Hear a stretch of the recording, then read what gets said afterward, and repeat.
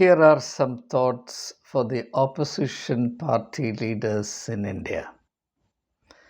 And I share these thoughts with them and with all of you, in whom I am happy to confide at all times, largely because I'm terribly disappointed that in this country, without exception, no political party is truly aware, adequately aware of the significance of serving as the opposition. That's largely because excessive importance is attached to capturing and wielding power. To me, it's a corruption of democracy to equate governance with power. So we talk about the party in power. And therefore, the idea of the opposition is a negative one. Who is what is an opposition party? An opposition party is simply a party that is not in power. And therefore, we feel some kind of pity towards a party that is uh, forced by circumstances to serve as an opposition party.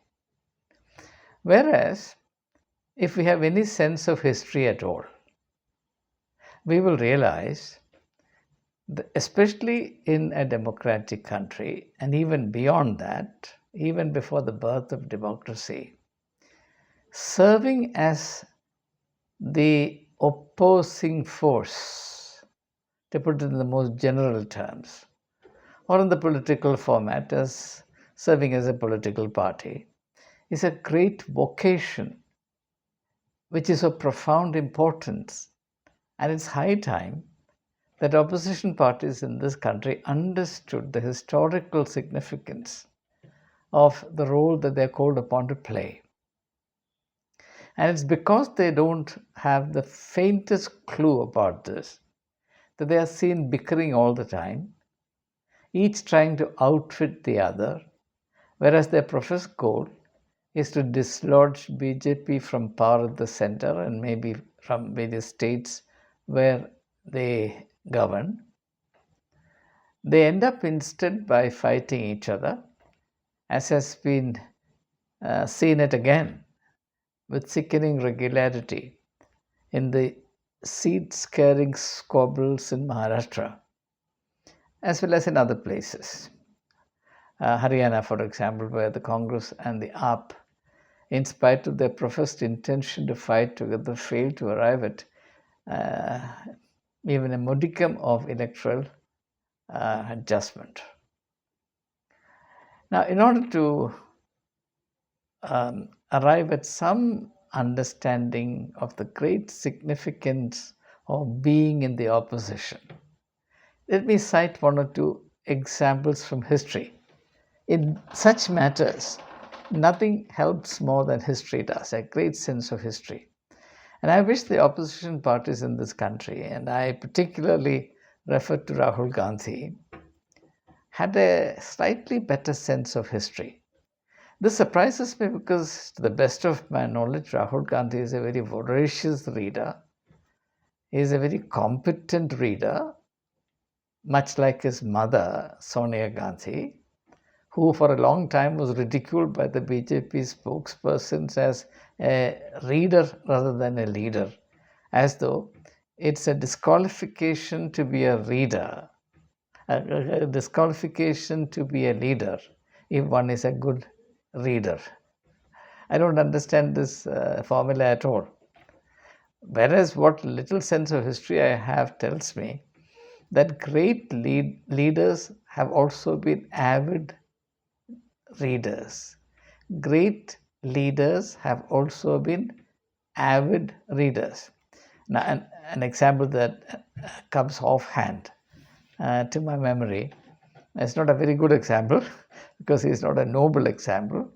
It is said about Mussolini, the author of the fascist ideology in Italy, that he was such an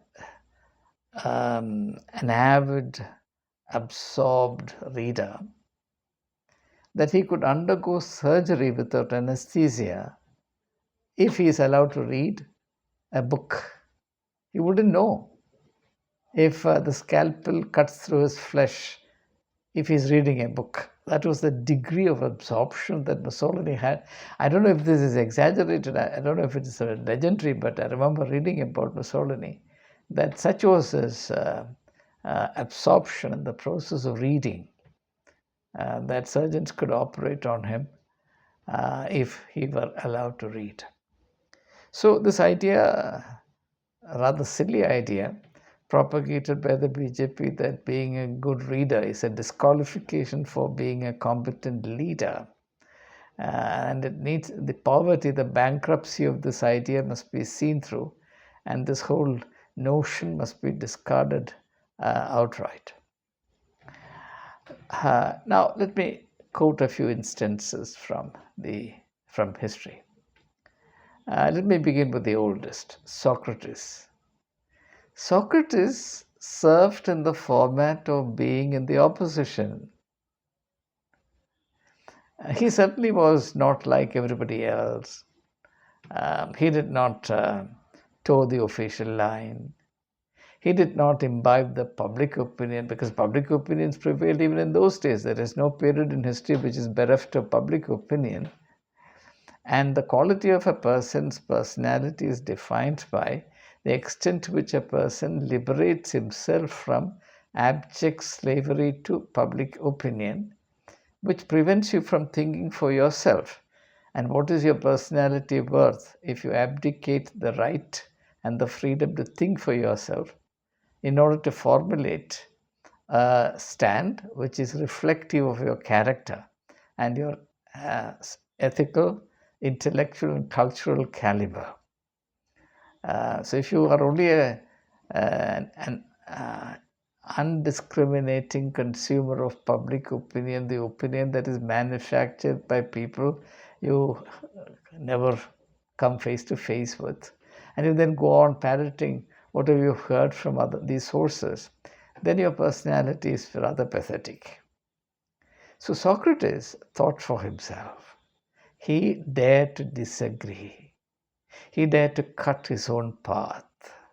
He chose his own line of public service. He advocated his own ideas about what constituted righteous, or rather virtuous living, what constituted the duty of a good citizen, so on and so forth, what constituted sensible religion, rational religion, what constituted civic responsibilities, what constituted good sense in public life, so on and so forth. Those who governed Athens at the time of Socrates are completely forgotten. You ask 1,000 people in Kerala or anywhere in India to name one of the hundreds of members of the Council of Athens, more than 500 of them, that condemned Socrates to death by drinking hemlock. You will draw a blank. You will not find a single person who can. It's not that their names are altogether unknown. At least the names of the three of the people who accused Socrates to the city council are known to all of us. But not even 0.001% of Indians would know those names. Whereas at least 70% of Indians will know the name of Socrates. He was in the opposition. He was killed because he was in the opposition. He was killed not only because he was in the opposition, he was killed also because he was a significant opposition. A society is served best by its opposition. That's what history tells me. No society is served in terms of its highest interests by the ruling party, by the king, by the oligarchy, by the plutocracy. The best interests of every society in history that we are aware of has been served by the minority in the opposition. Being a minority means being in the opposition, right? Especially in a democracy which goes by the strength of numbers. So who served the interests, the ultimate interests of Athens best? Those who govern, those who are on the treasury benches of Athens, or the man in the opposition, Socrates? Think about it. It's a great and exalted vocation to be in the opposition. And if only the opposition parties in India would realize this, if only the Congress, which is in the opposition in Kerala, would realize it, the Congress party will be healed of its endemic epidemic of groupism and the cheapness that is showcased from day to day by these congressmen who have no idea about the significance of the role that they're called upon to play and the great contributions that they can make, especially when they are in the opposition. Whereas lack of historical education, lack of a sense of history, makes people think that the Congress can do some good to the country only when it captures power. But every party that captures power soon enough forgets all the slogans it raised, all the promises it made, the manifesto it circulated, and it's back to business as usual. The reason why they are voted out at the next elections. Therefore, I am totally convinced that a man in the opposition, a party in the opposition can do greater good to a society, a country, than a party in power. That is the simple common sense of history. Now let's consider another instance. Jesus Christ. Jesus Christ. Now, was he not in the opposition? Was he not in the opposition as far as the religious governance of the Jews were concerned? The decision to kill Jesus was taken in the Sanhedrin with the chief priest, the high priest presiding, Caiaphas at his time and those days, right? And why was the decision taken to exterminate Jesus? If he were of that party, the Sanhedrin, a member of the Sanhedrin, if he were part of the cabals of the high priest, if he were towing and reinforcing the official line, do you think Jesus would have been killed? Jesus was in the opposition. And everybody in the ruling party, then, if you like, I'm not saying that the Jews were ruling Palestine, at least that much of historical sense you and I have. Palestine was under Roman domination. I'm talking about religious governance. Romans did not meddle with the way Judaism was organized and administered at that time. And it was a settled policy of the Roman Empire not to get enmeshed with local squabbles. They left the local people with their own ways. They did not interfere. As long as the people conquered, accepted the overlordship of Caesar in Rome, and paid their taxes to Rome regularly as per the prescribed formula, Romans simply let them have their way. They did not meddle with their affairs. So it was up to the Jews to govern themselves in respect of all matters religious. And what was Jesus' status in relation to the Judaic establishment? Was he on part of the treasury benches, or was he in the opposition? He was a single man opposition. Who is known throughout the world? The members of the religious treasury benches then, or the man in the opposition? Who made the greatest contribution to humankind? The Sanhedrin or Jesus, the man in the opposition? Just think of the profound role that a man in the opposition can actually do or perform or play. Now think of a third instance, and with that I'll close. Perhaps you're familiar with the name of Baruch Spinoza.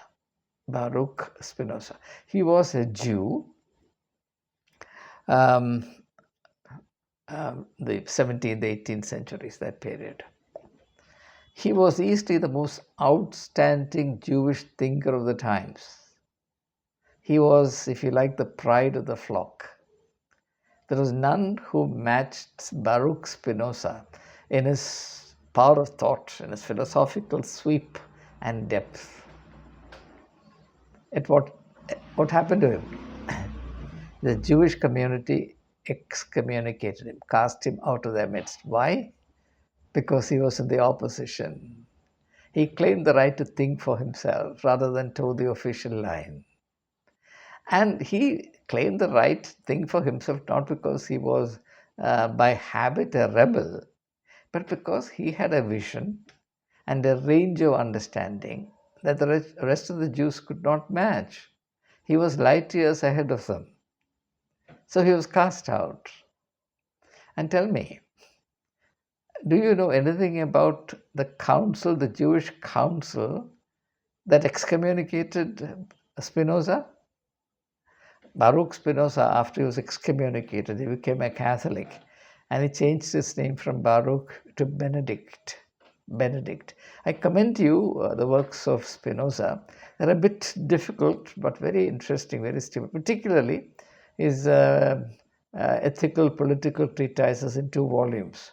Politico ethical treatises of Baruch Spinoza in 2 volumes. I would consider to be basic reading. Again, you can download the work from the net without spending any money at all. If you have a little patience, you can read Benedict Spinoza after his conversion to the Catholic Church with great profit. So I can cite other examples. Lord Buddha, for example. He was seen as a man in the opposition vis-a-vis the Sanatan faith, the Vedic faith, And the custodians of the Vedic faith then are completely unknown, whereas Lord Buddha stands like a shining star in the firmament of man's religious quest.